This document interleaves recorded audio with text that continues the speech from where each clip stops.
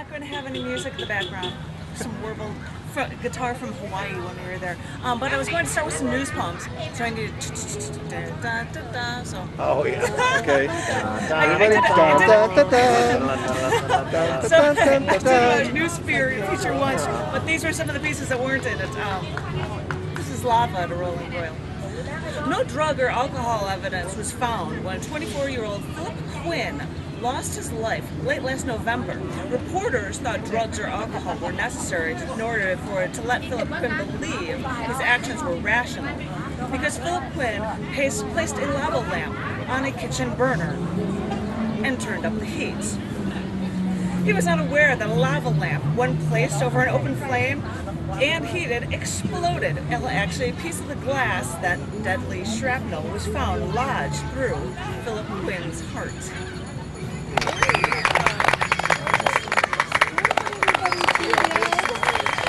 And I hope a little like, you know, I'll check. I've got multiple sources for these. In September, a September story reported that a New York man was searching for ways to lose weight effectively, wanting liposuction, but not the cost. He allowed his friend to perform liposuction on him in his garage. The term that labels the garage death was lidocaine overdose, which is an overdose of a local anesthetic. This overdose indicates that our at-home patient needed more and more pain relief from his friend trying to free him from his flab.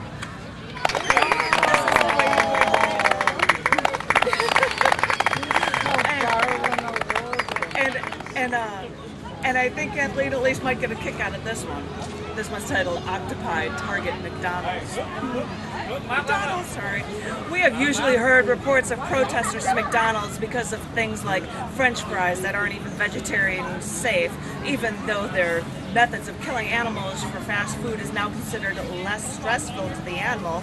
Though, couldn't you argue that killing an animal is enough stress for animals? We enjoyed hearing about this protest. In December, there was a demonstration against the opening of a McDonald's in southern France. 500 protested using a catapult to bombard the restaurant with local catches of fresh octopus. A high-pressure hose and a bucket of octopi using their tentacles to stick it to them.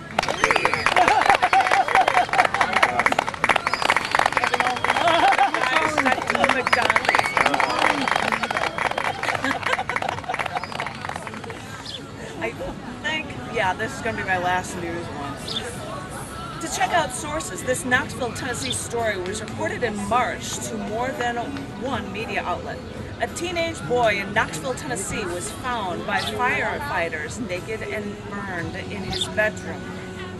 The boy was found nude, with the remains of a cow's heart attached to his genitals.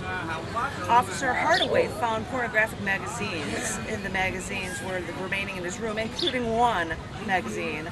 It was an underground magazine. It was titled Ovid Now. I don't think which described how to make a sexual toy out of a cow's heart, an electrical circuit, and some batteries. This boy hooked the heart up to a household current, electrocuting himself before he set the house on fire.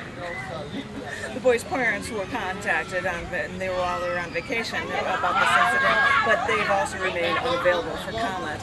This was actually found in multiple sources, that this actually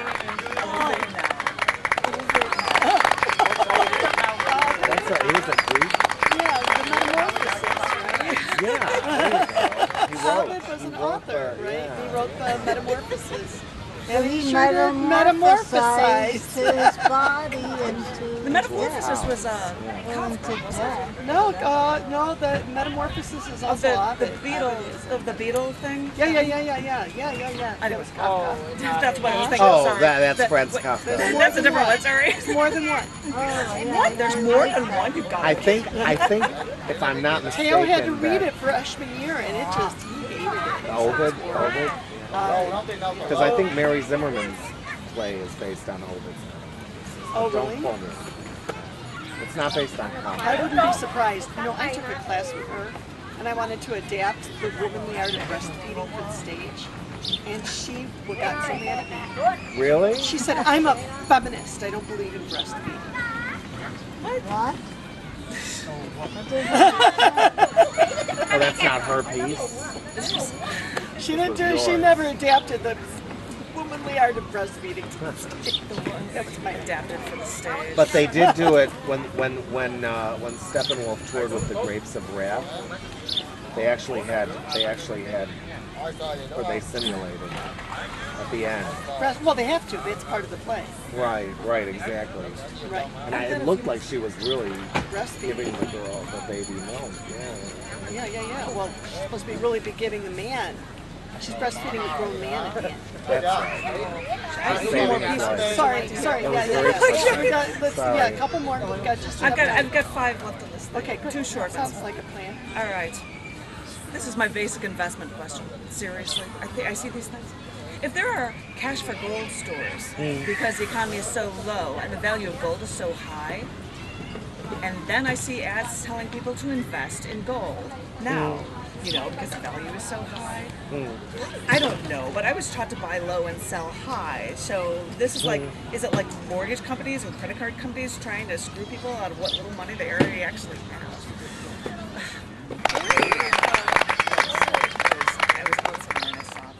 Lobster tank at a bar had a sign that said, "You catch 'em, we cook 'em." 8 lobsters with a carnival-style pincher. Try your luck, 4 for $2. If I ever caught one, I wouldn't eat it. He'd be my crustacean pet, and I'd call him Pinchy.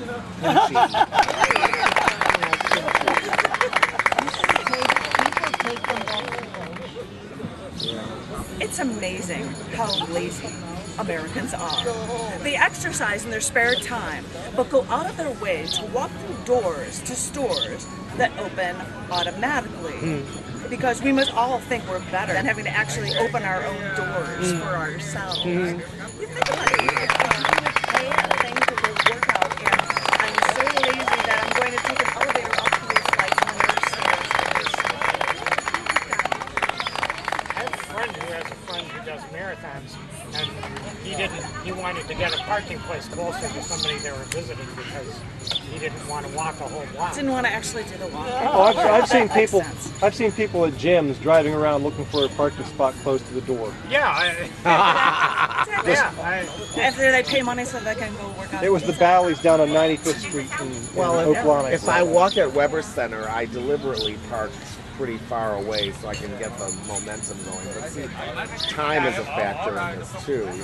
If you're running a marathon, you've got the whole slot of time to do it. But if you're in a hurry, that comes into play. Not in all cases. It's like on a Some day people like I'm in a hurry to run a Some marathon. people really are. me and my friends, we look in I'm in a the. hurry. I got to get to the marathon. If you go past the gym on a day like today, or even a nicer day than today, you look in the window at the people on the treadmill and you laugh, you like point and laugh. You're like, what the hell are you doing? Right? Just walk, Be go running out in take a nature. walk. That guy weighs 300 pounds and he's on the treadmill. I've got a number of pieces here, Go but I ahead, don't know go if I ahead. just. 3 more. You're Oh, yeah. I was gonna say I can do. We'll shut up. Okay, it's a short one. All this time, when you could have been with me, you were busy saving yourself with your religion. When weren't you really, in actuality, saving yourself from your religion by saving yourself from me?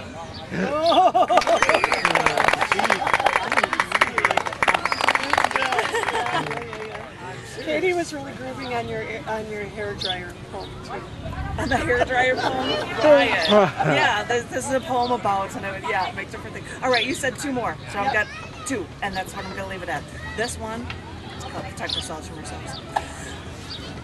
Apparently, now you're allowed to bring snow globes onto airplanes in the States, even though they contain liquid, as long as they fit the required regulations of liquid allowances on airplanes in America. Yeah.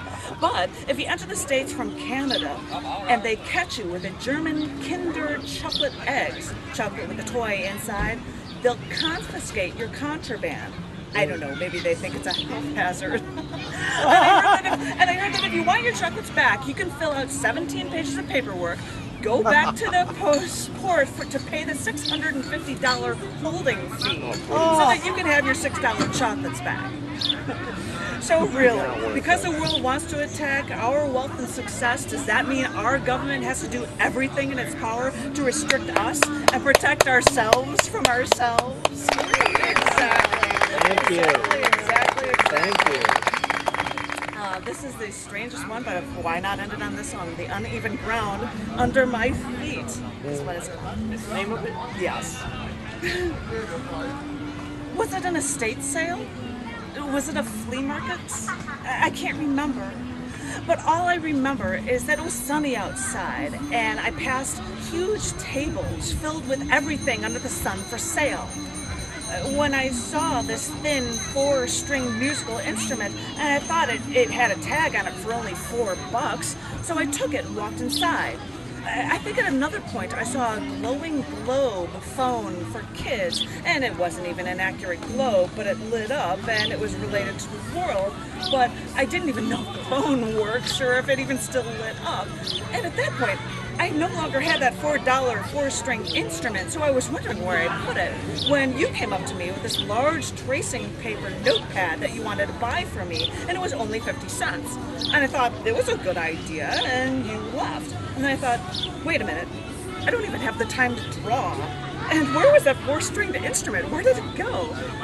And so then I wondered, wait a minute, I don't even know what this thing is called. I don't even know if you'd even want it. So since you left, I started searching for you inside. But I'd go down an aisle, and it was filled with knickknacks for sale. And then I'd take a step, and my one foot would drop like 2 feet until I reached the floor. And there was so much stuff, I thought, I couldn't even see the uneven ground beneath my feet in order to find you. Yeah.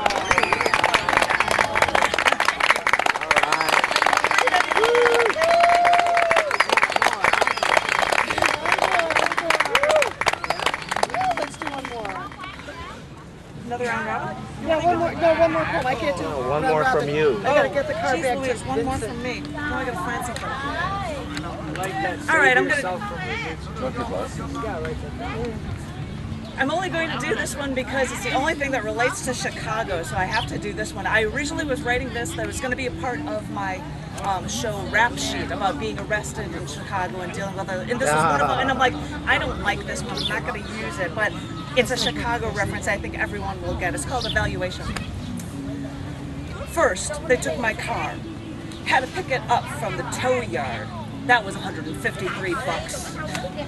Then I got a lawyer. I found the cheaper one. It was only $1,000 instead of $3,000. Yeah. Brought my checkbook that I might need it at the Secretary of State's office to get a copy of my mandatory abstract form. Wondered how much that would cost me, but lucky me, the state only wanted $12 for it.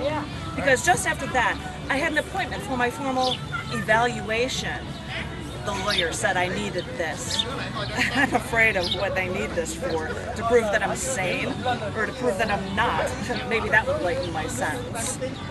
When I set my evaluation appointment, they told me I would take 1.5 hours, and it cost me $150. Joy.